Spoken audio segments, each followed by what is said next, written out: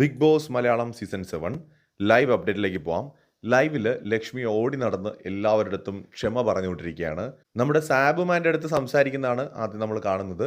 അതായത് സാബുവിൻ്റെ അടുത്ത് പറയുന്നുണ്ട്, എനിക്ക് ഗിൽറ്റി ഫീൽ ചെയ്തു, ഞാൻ നാളെ ഇപ്പോൾ എന്നെ എവിക്റ്റ് ചെയ്ത് ഇതിൻ്റെ പേരിൽ വിട്ടാലും എനിക്ക് കുഴപ്പമില്ല, പക്ഷെ ഞാൻ തെറ്റ് ചെയ്തു എന്ന് എനിക്ക് തോന്നുന്നു. ഞാൻ ഇവളോടും അയാളോടും അങ്ങനെ പറയാൻ പാടില്ലായിരുന്നു.